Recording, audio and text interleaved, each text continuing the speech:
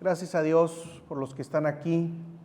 En lugar de estar tranquilamente en otra parte o de vacaciones, nosotros hemos escogido este tiempo para recordar al Señor Jesús, para recordar su muerte y el precio que ha pagado por nuestra salvación.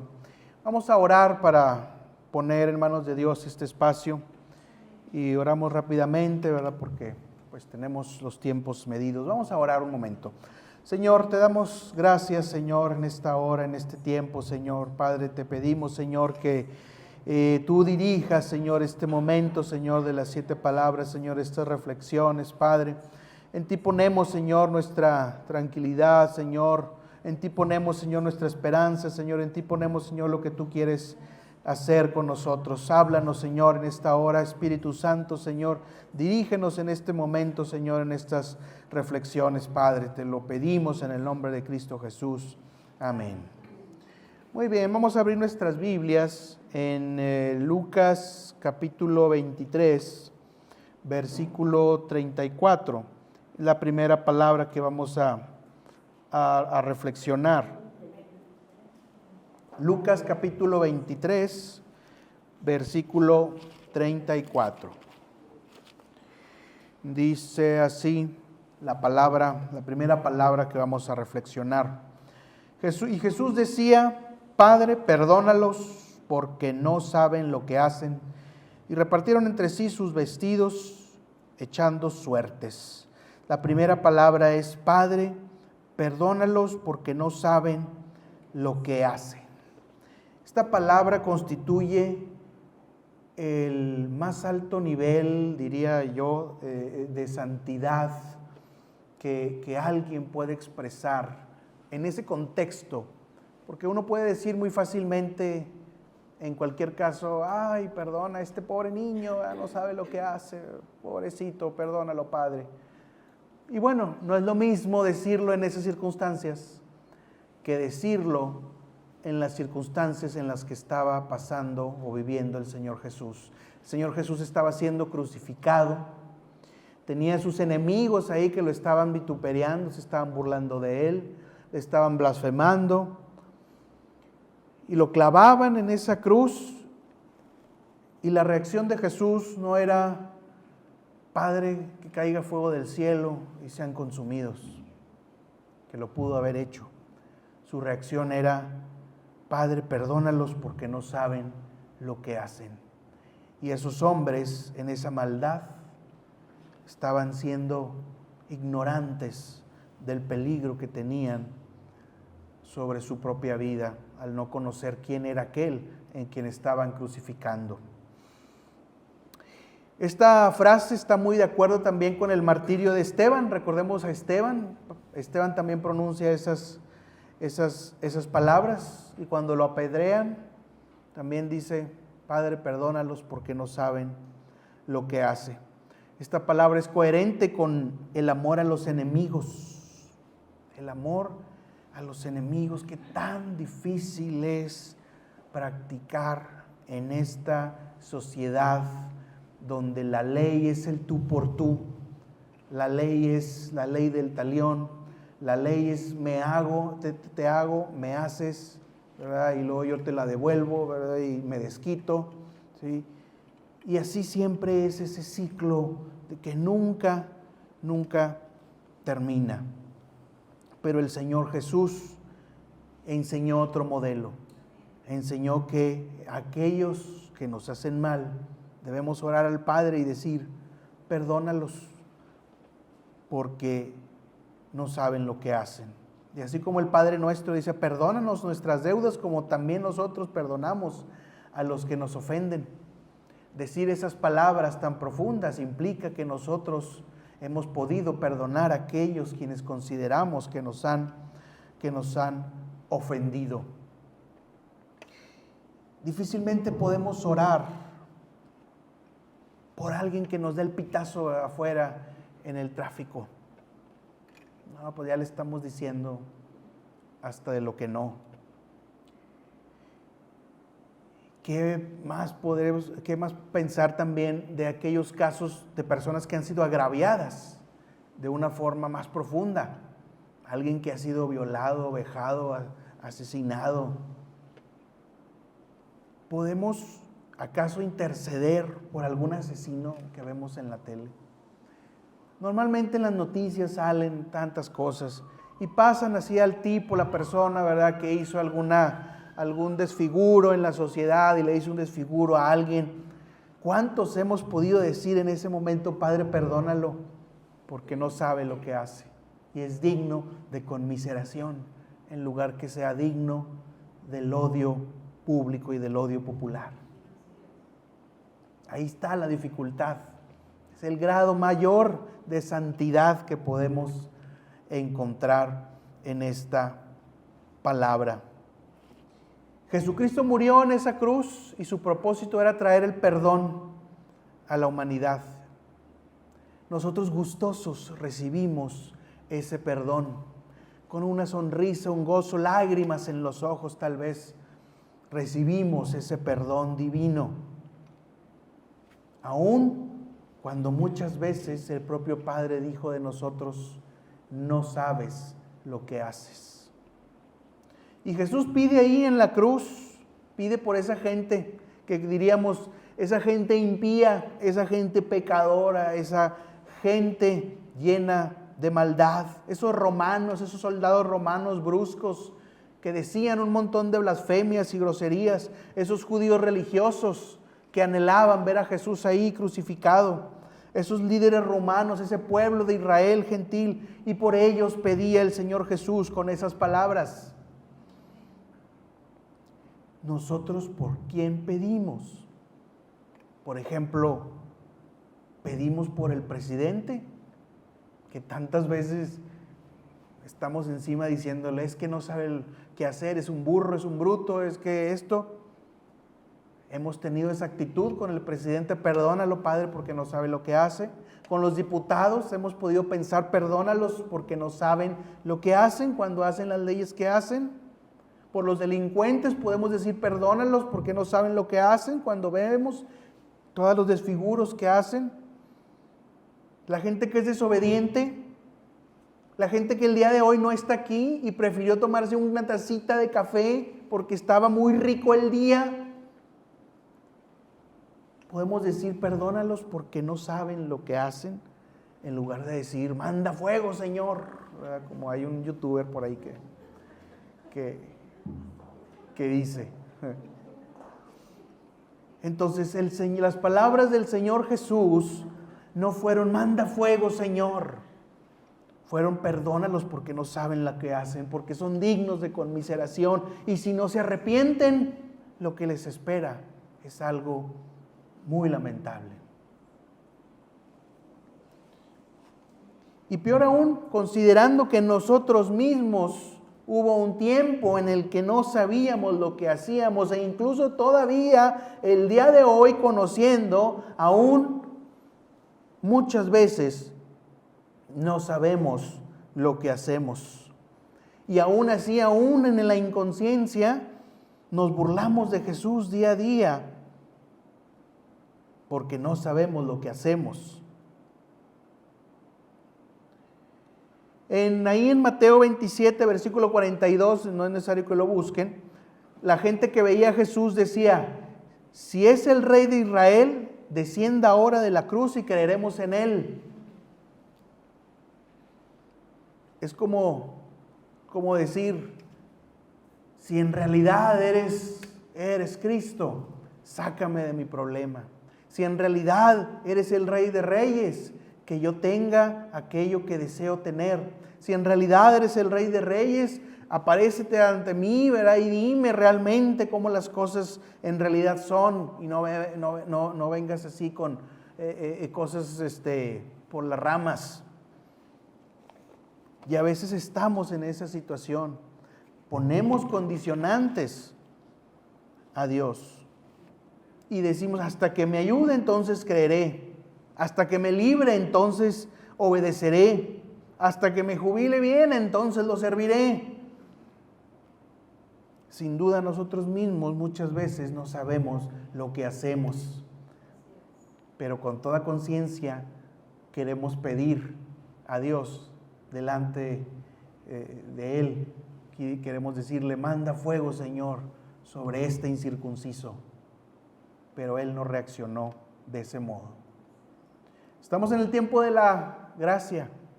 Pidamos por todos aquellos que son dignos de misericordia y de perdón porque no saben lo que hacen.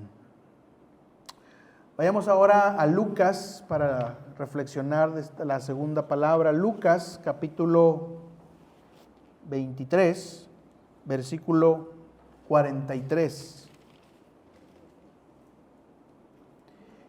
Entonces Jesús le dijo, Lucas capítulo 23, versículo 43. Entonces Jesús le dijo, de cierto te digo que hoy estarás conmigo en el paraíso. Esta fue la respuesta de Cristo a la súplica de aquel ladrón arrepentido junto a él.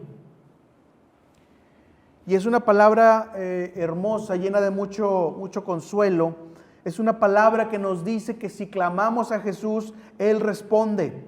Es una palabra que nos dice que la vida eterna es una certeza. Es una palabra que nos dice que la vida eterna comienza hoy y hasta la eternidad en Cristo Jesús después de esta vida. No vamos a estar dormidos, como algunos tienen esa creencia, que al morir vamos a estar dormidos. No, vamos a estar con el Señor, porque el Señor le dice a este hombre, de cierto te digo que hoy estarás conmigo en el paraíso. Y ese es un gran consuelo que nosotros debemos tener. Vamos a ver al Señor, vamos a estar conscientes delante de Él. Hasta el último momento, esta palabra implica que Jesús se preocupa por aquellos que son excluidos y marginados como este ladrón que está ahí. ¿Qué vivió este ladrón? Probablemente muchos dolores, probablemente desprecios, probablemente tantas cosas que lo llevaron a hacer lo que hizo y que finalmente se encontró en esa situación. Pero ahí en ese último momento, ese ladrón se acercaba a Cristo y le decía, acuérdate de mí cuando vengas en tu reino. Y Cristo le dice, no va a ser cuando vengas, sino que hoy estarás conmigo en el paraíso. Y aquí vemos esta historia de estos dos malhechores. El contraste. Uno de ellos blasfemaba. Uno de ellos le decía, ¿no eres tú el Cristo? Sálvate a ti mismo y sálvanos a nosotros.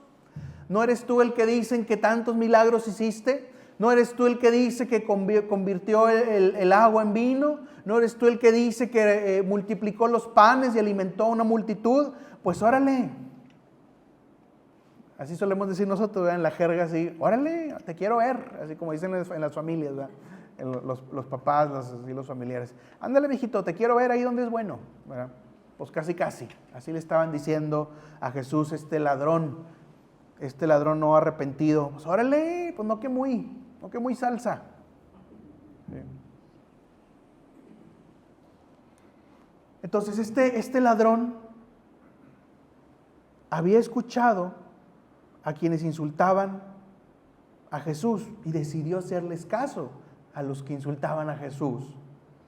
Este ladrón probablemente había leído el escrito que le habían puesto a Jesús en su cabeza, que decía Jesús Nazareno, Rey de los judíos. Probablemente lo había leído, tal vez no sabía leer, pero tal vez lo escuchó, que lo que decía ese letrero, pero decidió que eso era una mofa, que eso era falso. Y decidió no creer, y decidió hacer caso omiso, y aún en el pozo en el que se hallaba, decidió creerle más a los escarnecedores de Cristo que a Cristo mismo. Un hombre desesperado, gritando de rabia contra todo, contra todos, contra la vida misma. Pero había otro malhechor. que igual culpable como él, pero que sin embargo notó que Cristo estaba lleno de mansedumbre. Notó que Cristo no merecía estar ahí y aún así ahí estaba. Tuvo la humildad de creer en él en ese momento y hacerle una súplica y pedirle ahí: acuérdate de mí cuando vengas en tu reino. Dos personas culpables, dos personas condenadas, pero aquí vemos la reacción muy diferente entre uno y otro. Y ese es el contraste de mucha gente. Pueden verse crucificados en la cruz y ni aún así creerán. Y otros tocando fondo también en esa misma cruz, y ellos decidirán acudir a Cristo y decirle: acuérdate de mí cuando vengas en tu reino. Y aquellos que deciden hacer eso, viene la palabra de consuelo: de cierto te digo que hoy estarás conmigo en el paraíso. Entonces aquí vemos estos dos casos. Uno a la gloria con Cristo, el otro al infierno, a pagar sus culpas. Perdónalo, Padre, porque no sabe lo que hace. Pobres de aquellas personas que hacen tanto daño, si no se convierten, si no se arrepienten como ese ladrón. El destino va a ser el mismo que aquel ladrón que no se arrepintió y le reclamaba a Jesús en la cruz. Que el Señor siempre nos conceda la humildad de tener la capacidad de acudir a Él en arrepentimiento en todas las circunstancias en las cuales hagamos cosas que a Dios no le agradan. Vamos al Juan capítulo 19, el Evangelio de Juan capítulo 19, versículos 26 y 27.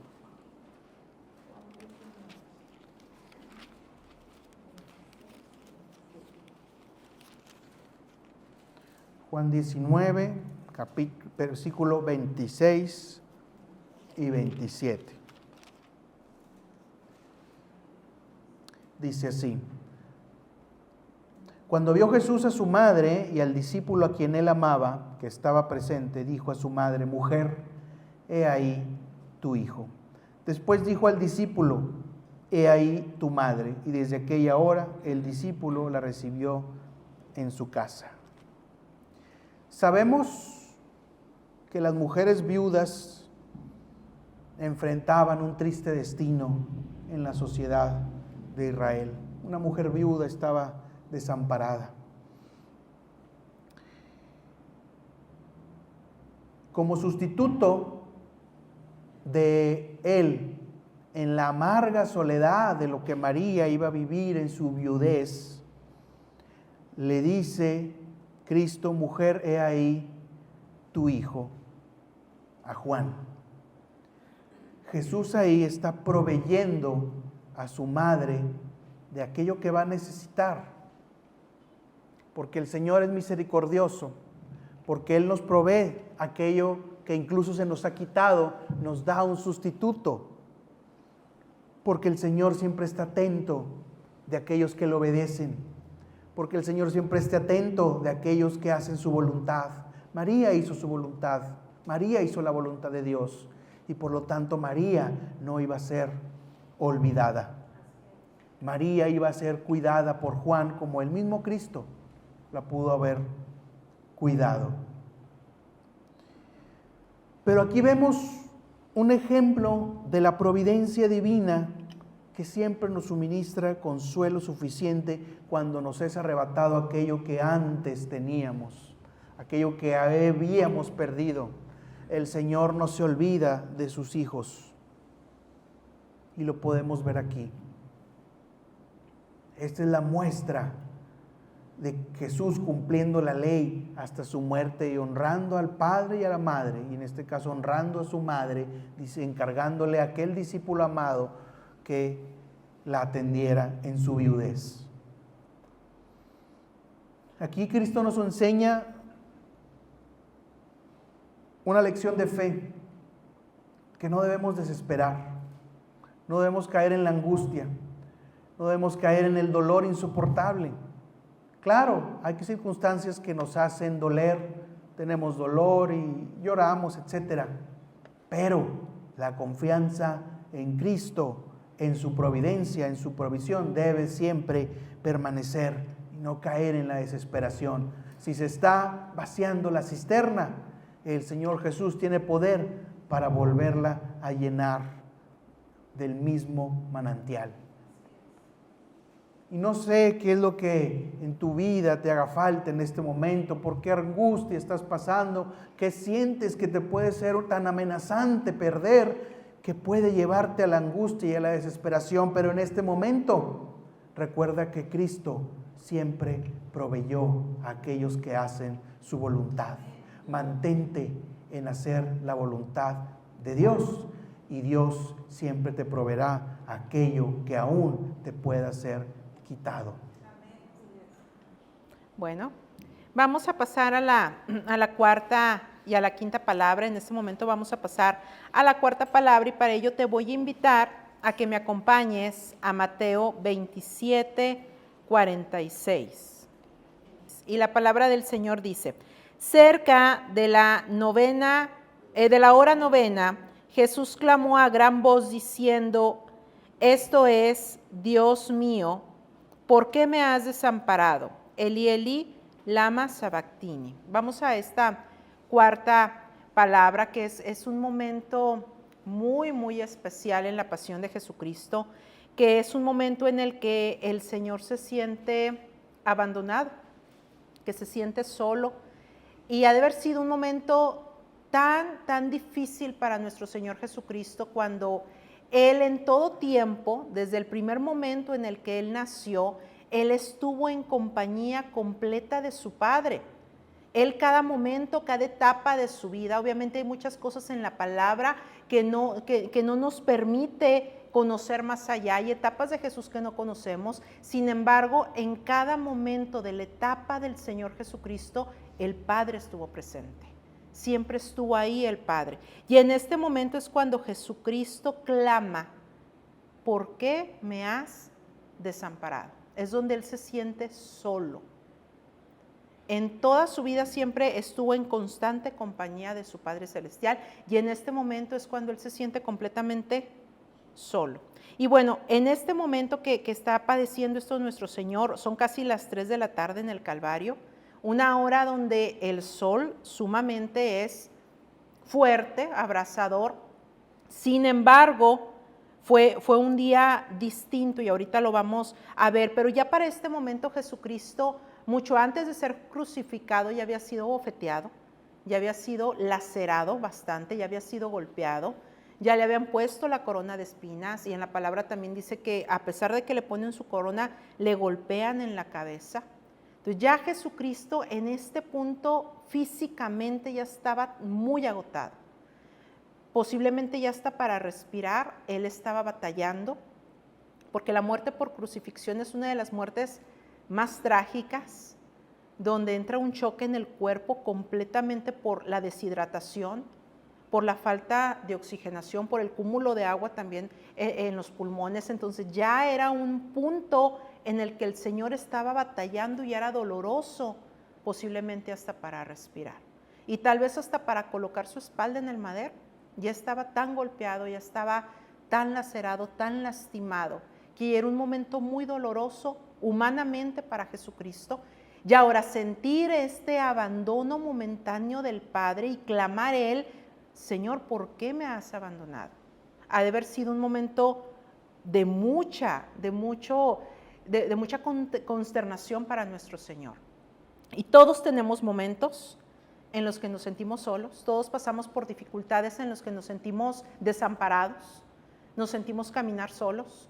Y puede estar ahí nuestro padre, nuestra madre, puede estar nuestra familia, los que estaban casados, el esposo, la esposa o los hijos. Y aún así, con la compañía que tenemos, hay momentos en los que nos podemos sentir solos. Y hay dificultades que te hacen sentir soledad. Pero qué complicado cuando sientes la soledad del Padre Celestial. Ha de haber sido un momento trágico en sumo grado para nuestro Señor Jesucristo. Y este versículo que acabamos de leer, no es necesario que lo busquen, solamente voy a hacer la mención. En el Salmo 22 viene una porción de esto que clama el Señor Jesucristo, de Dios mío, ¿por qué me has desamparado? ¿Por qué estás tan lejos de mi salvación y de las palabras de mi clamor? Es una parte del Salmo 22. Y según historiadores judíos, esta era una oración que se decía cuando se iba a ofrecer el sacrificio del cordero por las mañanas. Y cuando lo iban a sacrificar, esta porción de la oración solían decirla. Y ahora está el cordero inmolado en la cruz, siendo sacrificado por nuestros pecados, por nuestras fallas, por nuestros errores, y ahora Él es el que clama esta oración, que esta porción viene también en el Salmo 22. Y ahora es Jesucristo, el Cordero perfecto que estaba siendo ahí en la cruz, crucificado, por ti y por mí. Y bueno, dice, pero no solamente fue una exclamación de dolor o de pedir una simple ayuda, es sentirse completamente en soledad. Y no es sencillo. Yo creo que por más que nosotros como hijos de Dios tratemos de comprender en sí cada momento que pasó en nuestro Señor Jesucristo, podremos acercarnos tal vez aún en nuestra mente que es tan limitada, podremos intentar asemejar el sufrimiento, pero jamás vamos a poder entender en realidad lo que el Señor Jesucristo pasó. Y definitivamente el amor tan grande que lo llevó a estar en ese punto en la cruz, que fue un amor que tampoco tal vez vamos a tener mientras estemos aquí en la tierra la capacidad completa de poder comprender. Pero qué hermoso poderlo vivir, poderlo experimentar en nuestras vidas. Y bueno, en este momento del día que yo les comentaba que ya iban a ser casi las 3 de la tarde, donde se supone que el sol es más brillante, más intenso, más fuerte, pero en este momento no fue así. Las tinieblas de la tierra vinieron sobre el Señor. Y en Lucas 23:45, que también no es necesario que lo busques, pero si lo quieres buscar, Lucas 23:45 dice, y el sol se oscureció. Completamente se oscureció. En este momento no estaba ese sol brillante, no estaba esa luz que comúnmente a las 3 de la tarde suele haber, y más en un lugar que pues conocemos que es desértico ese lugar, donde pega abundantemente el calor y el sol, pero en este momento donde Jesucristo estaba en la cruz, no estaba ese sol. Empezaron las tinieblas a cubrir ese momento. Y dice que el sol se oscureció. Y todo el pecado de nosotros de la tierra empezó a rodear ese momento. Y es una de las causas por las que el Señor se sintió solo, porque el pecado vino sobre Él, porque nuestros errores vinieron sobre Él. Y entonces al estar el pecado presente ahí, el Padre tuvo que momentáneamente alejarse de su Hijo. Y es cuando el Señor Jesús siente ese desprendimiento del Padre. Yo no sé si a ti te pasó, pero yo creo que a muchos en nuestra niñez nos pasó. Ese momento en el que nuestros padres nos decían cuando nos llevaban al centro, a las tiendas, no te separes de mí, quédate aquí.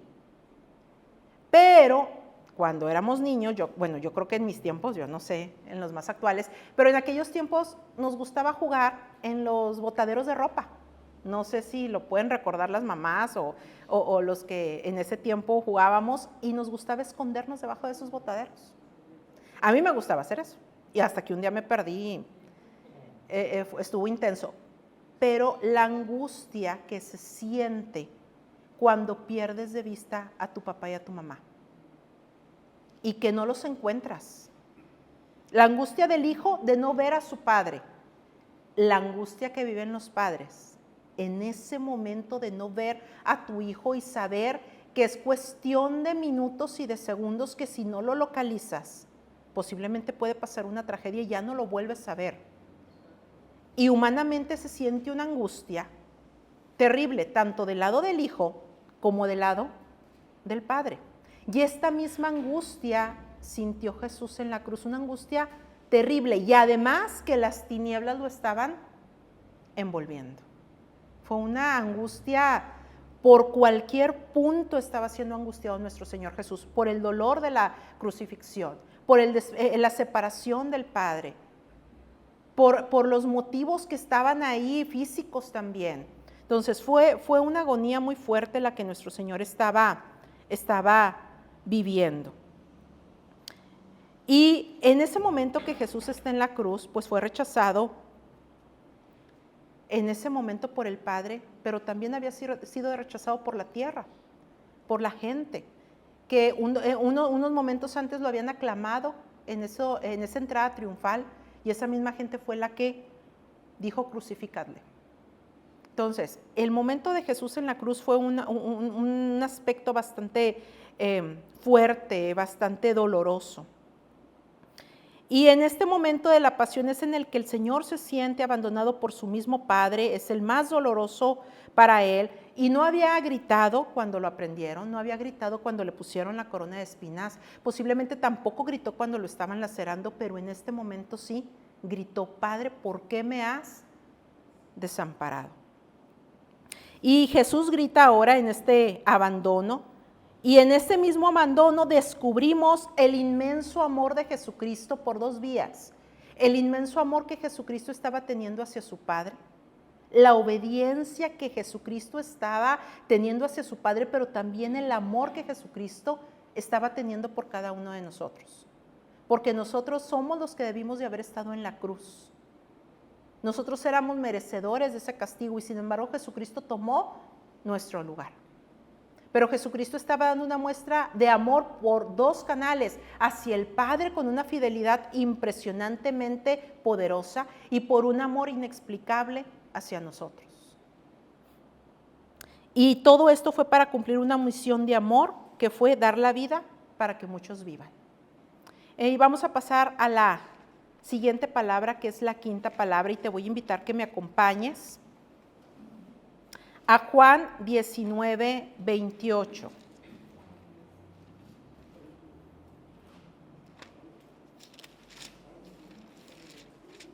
Acompáñame a Juan, capítulo 19, versículo 28. 28. ¿Ya lo tenemos? Dice la palabra del Señor: después de esto, sabiendo Jesús que ya todo estaba consumado, dijo, para que la escritura se cumpliese: tengo sed.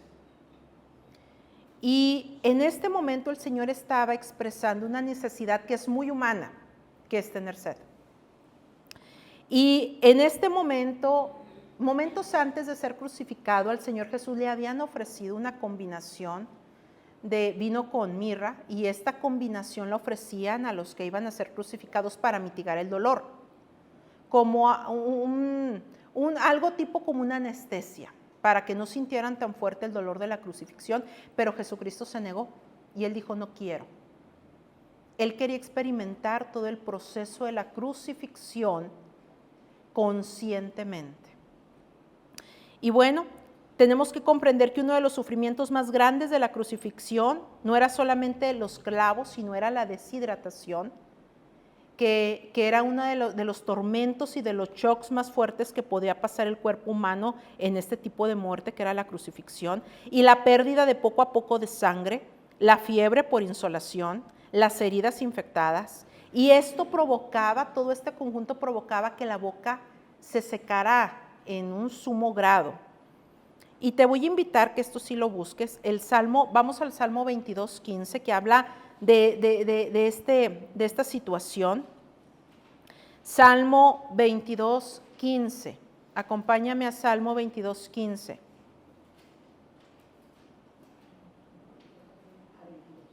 Salmo 22, 15. Y dice la palabra, ¿ya lo tenemos? Salmo 22, 15. Y dice la palabra del Señor: como un tiesto se secó mi vigor, y mi lengua se pegó a mi paladar, y me has puesto en el polvo de la muerte. En otra versión de la palabra, que es la Nueva Traducción Viviente, dice, mi fuerza se ha secado como barro cocido, la lengua se me pega al paladar, me acostaste en el polvo y me diste por muerto. Todos los shocks físicos que Jesucristo estaba pasando en la cruz ya lo llevaban a un punto de una fuerte deshidratación, y por eso Él exclama que tiene sed. Y esto también muestra la humanidad de Jesucristo, que mucha gente ha tratado de hacer menos. Y algunas personas dicen que no, que Jesucristo no era corporal, que era como un fantasma, que no era humano, que no sufrió tal cuestión de pasión en la cruz porque no era humano. Sin embargo, Jesucristo fue completamente hombre y completamente humano. Y Él estaba expresando una necesidad fisiológica que cualquier humano tenemos, que es la sed. Y es una prueba más de que Jesucristo era completamente hombre. Y te voy a pedir que me acompañes nuevamente a Marcos 15, 23. Y es lo que te comentaba unos momentos antes. Marcos 15, 23. ¿Ya lo tenemos? Marcos 15, 23. Marcos 15, 23. La palabra del Señor dice, y le dieron a beber vino mezclado con mirra, mas él no lo tomó. Y es como te decía, se le daba momentos antes al que iba a ser crucificado para drogarlo y que sintiera un poco menos todos los dolores físicos que se sienten al ser crucificado. Pero Jesucristo no lo quiso. Jesucristo enfrentó su dolor conscientemente. Y eso también nos habla a nosotros como humanos de que cuántas veces por lo que estamos pasando no queremos no enfrentar nuestra situación, nuestra crisis, nuestro dolor, nuestro problema, lo que más nos acongoja, no lo queremos enfrentar de una forma directa. ¿Y cuántas personas no van hacia una adicción?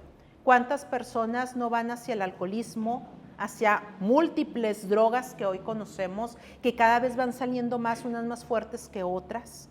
¿Y cuántas personas no se abocan a llevar esa frustración hacia una adicción? Llámale como quieras. Puede ser alcoholismo, tabaquismo, puede ser pornografía, puede ser cualquier situación que nos lleve a mantener una adicción. Y eso nos hace escapar de nuestra realidad, no querer enfrentar lo que estamos viviendo, no querer enfrentar ese cambio que tanto necesitamos, y buscamos un sustituto que alivie, entre comillas, el enfrentarnos a nuestra realidad. Pero Jesucristo lo enfrentó, Él dijo, no lo quiero, yo quiero estar consciente de lo que tengo que atravesar, de lo que tengo que cumplir. Y Él nos enseñó otro camino, que es enfrentar nuestro futuro conscientemente de que el Padre Celestial está ahí con nosotros y que vamos a hacer su voluntad si nos disponemos de corazón. Y esta quinta palabra, o esto que el Señor mencionó, es de lo más corto, de lo más pequeño que Jesucristo expresó desde la cruz, pero definitivamente algo muy, muy humano y muy profundo. Y poco más de 2 años antes, Jesús, sabemos, en la Biblia lo encontramos, que Él había llegado al pozo de Sicar con una mujer de Samaria y también le había expresado a esta mujer que tenía sed, que le diera de beber. Pero esta expresión de Jesucristo no era solamente algo físico de tener sed, sino que Él expresaba el anhelo que Él tenía de que esta mujer fuera convertida y que conociera a Cristo Jesús. Y casi 3 años después, Él viene a estar en la cruz a expresar nuevamente, tengo sed. Y esta sed no nada más era también física, si lo vemos desde un punto espiritual, era nuevamente la sed de Jesucristo, de que por ese sacrificio todos llegáramos a la salvación y a la vida eterna. Y que a través de su padecimiento y a través de su sacrificio nosotros pudiéramos ser salvos y tener acceso a una fuente de vida eterna, donde jamás volveremos a tener sed. Entonces, esta expresión de Jesucristo de tengo sed fue algo tanto físico como algo espiritual. De tengo sed, pero anhelo que la humanidad a través de mi sacrificio venga a la vida eterna y nunca vuelva a tener sed, jamás. El Señor sufrió la agonía de la sed para que nosotros no sufriéramos de sed espiritual y pudiéramos vivir esa agua de vida eterna. Y así como también conocemos esa porción de la palabra cuando vemos a Moisés que golpeó la piedra para darle de beber al pueblo, ahora el cordero inmolado estaba siendo golpeado y lacerado para que de él brotaran ríos de agua viva y darnos a beber y darnos salvación y darnos rescate. Por último, quiero que me acompañes a leer para cerrar 2 Corintios 5:15. Quiero que me acompañes por último a 2 Corintios 5:15.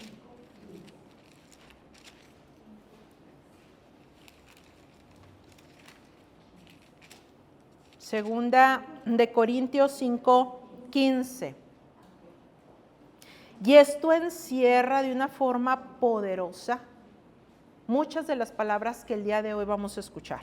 Y dice 2 de Corintios 5:15, y por todos murió, para que los que viven ya no vivan para sí, sino para aquel que murió y resucitó por ellos.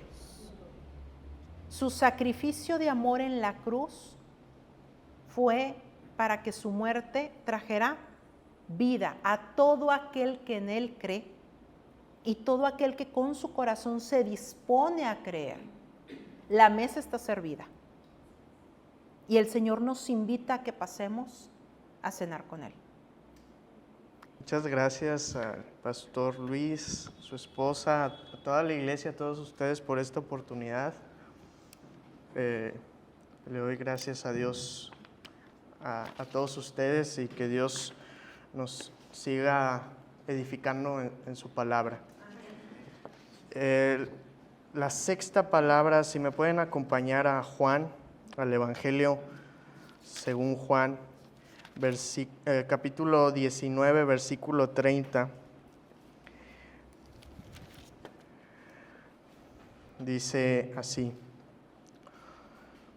cuando Jesús hubo tomado el vinagre, dijo: consumado es. Consumado es. Esta palabra es, yo podría decir, una de las más importantes de todo el Nuevo Testamento. ¿Cuál es la diferencia entre el Nuevo Pacto y el Antiguo Pacto? El Antiguo Pacto estaba basado en las obras, en lo que nosotros hacíamos, en la circuncisión y todo lo que tenían que hacer los judíos.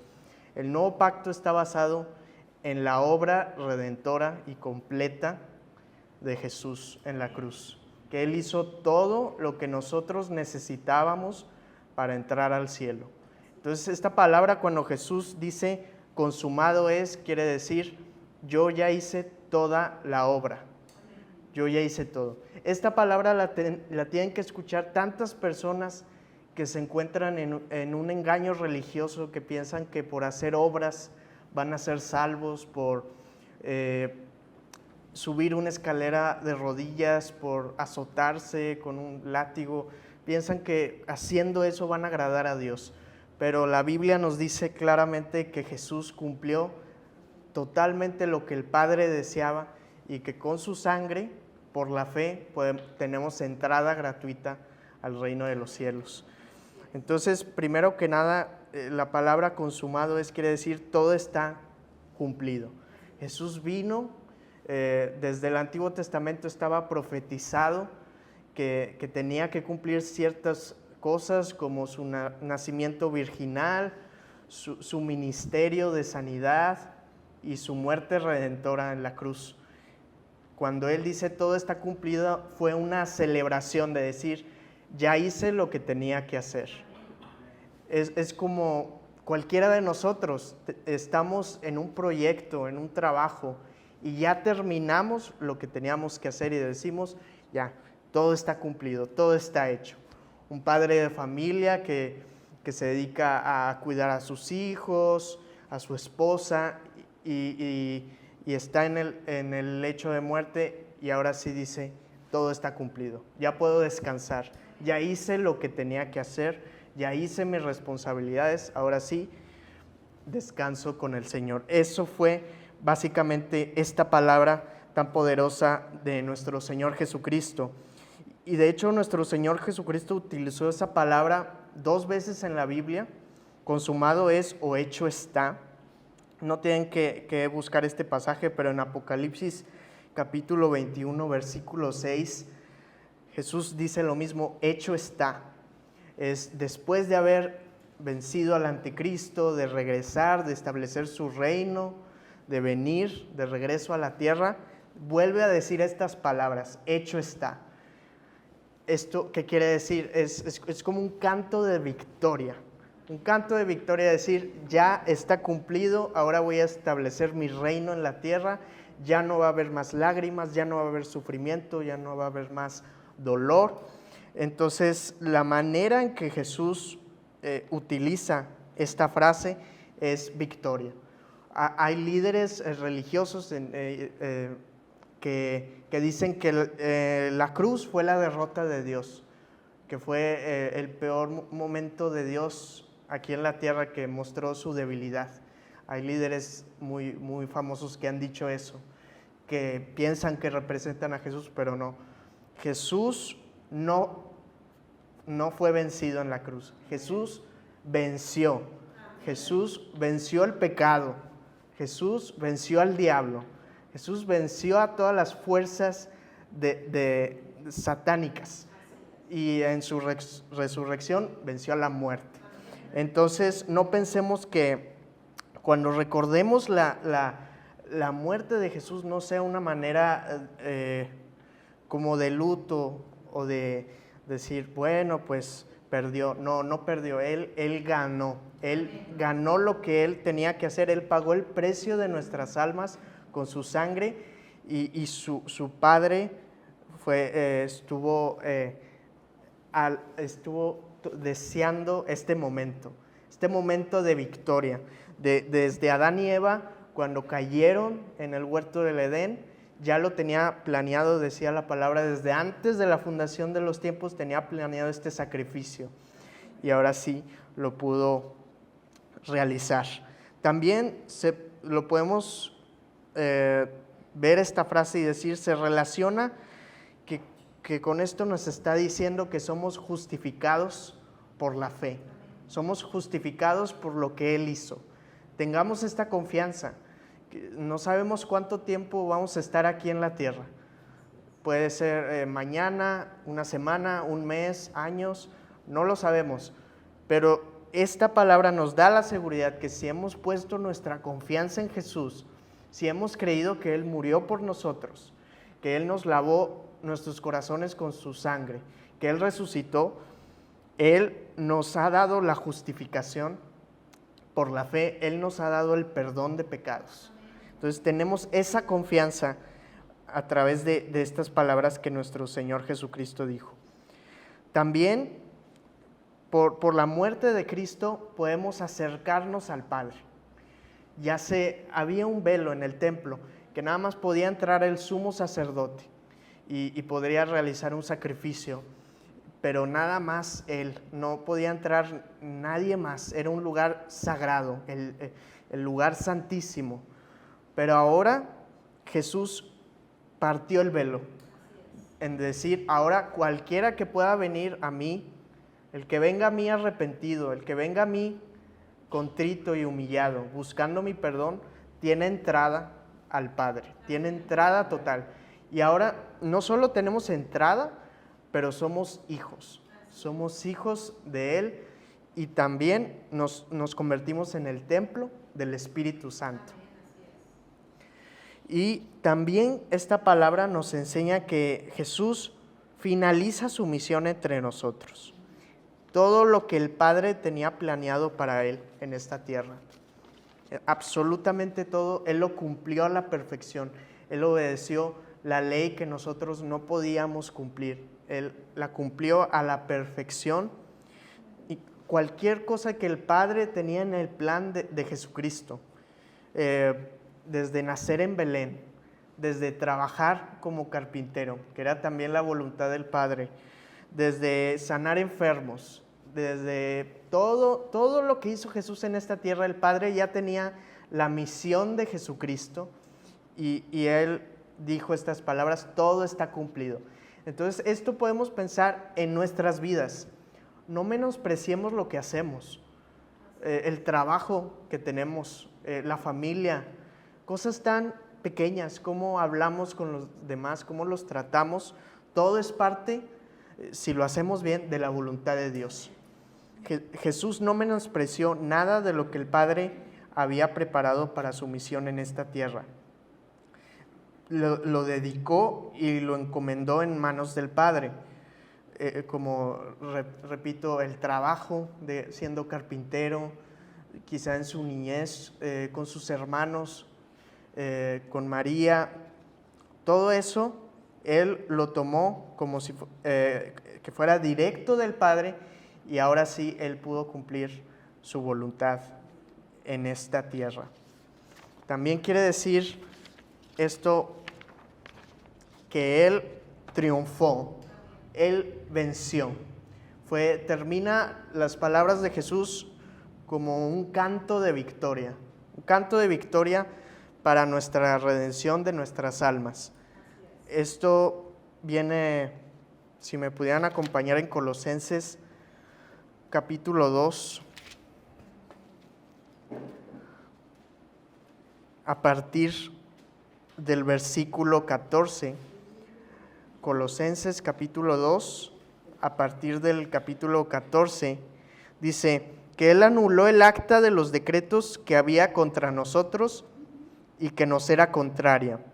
La quitó de en medio, clavándola en la cruz, y despojando a los principados y a las potestades, los exhibió públicamente, y aquí dice, triunfando sobre ellos en la cruz. Entonces no fue una derrota, eso hay que nos quede claro en nuestra mente. No fue una derrota, aquí dice la Biblia que fue un triunfo, fue una victoria. Jesús dijo, ahora sí, todo se cumplió, todo lo que el Padre tenía. Y bueno, continuando con la séptima y última palabra, si me pudieran acompañar, el libro de Lucas, el Evangelio de Lucas, versículo 23.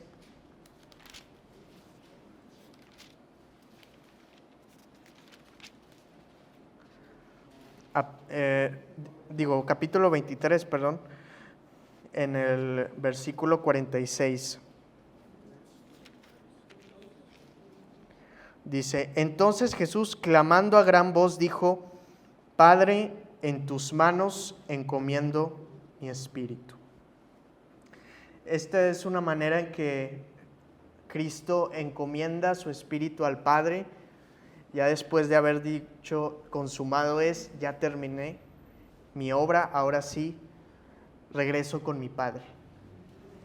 Aquí es una manera íntima de restaurar, por así decir, la intimidad entre el Hijo y el Padre, que por un tiempo hubo una separación, porque el pecado se puso sobre Jesús, y hubo una separación cuando Él dijo, ¿por qué me has desamparado?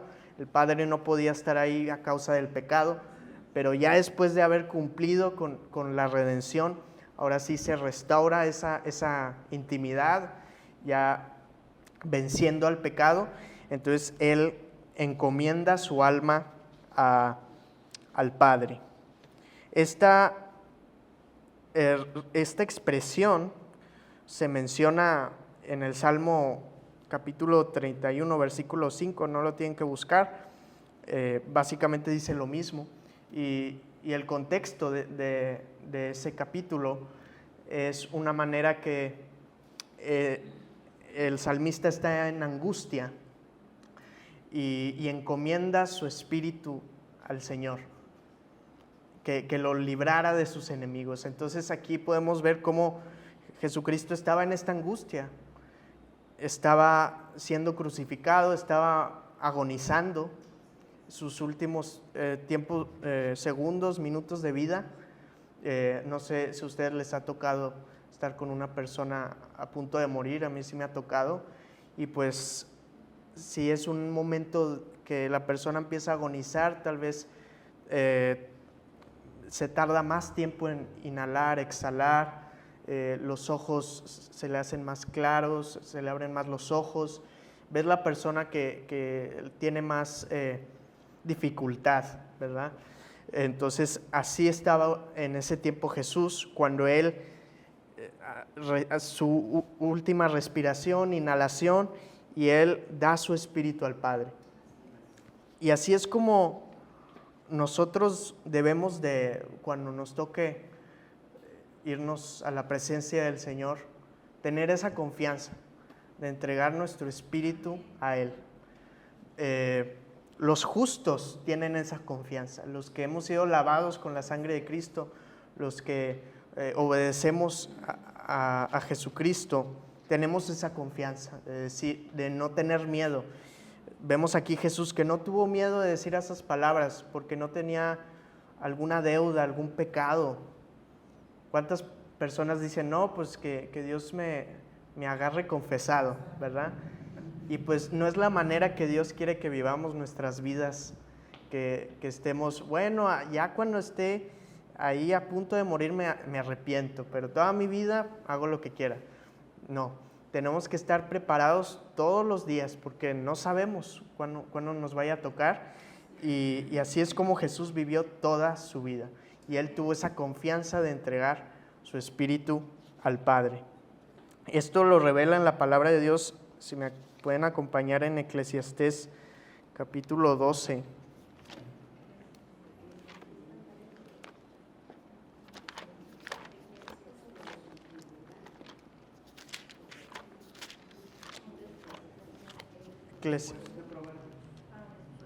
Sí. Ok. Eclesiastés capítulo 12.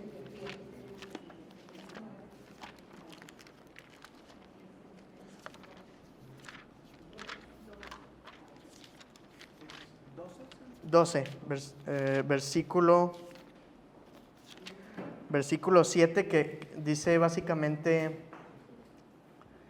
que el espíritu va a Dios, que el cuerpo se queda aquí y el espíritu va a Dios. Eso fue básicamente lo que sucedió cuando Jesús, su cuerpo por 3 días se quedó aquí en la tierra, pero su espíritu regresó con el Padre, la gloria que Él tenía desde antes de la fundación de los tiempos. Esto también se relaciona cuando Esteban entregó igual su espíritu al Padre cuando lo estaban apedreando. Entonces es una manera que nos podemos decir que no solo Jesucristo lo hizo, también lo hicieron Esteban, y también nosotros podemos tener, si Dios nos da en su gracia la oportunidad de entregar nuestra alma a Él, nuestro espíritu, pues qué mejor manera, ¿no?, de partir a Él, a su presencia. Aquí podemos ver que el Padre sostiene todas las cosas. Él sostiene al mundo entero, al universo, y nos sostiene a nosotros. Cuando estemos en alguna aflicción, sabemos que Él nos tiene en la palma de su mano. Él nos tiene ahí. En cualquier momento que esté, Él está al pendiente de nosotros. Nos vaya bien, nos vaya mal, Él está ahí. Y así estuvo el Padre con Jesús.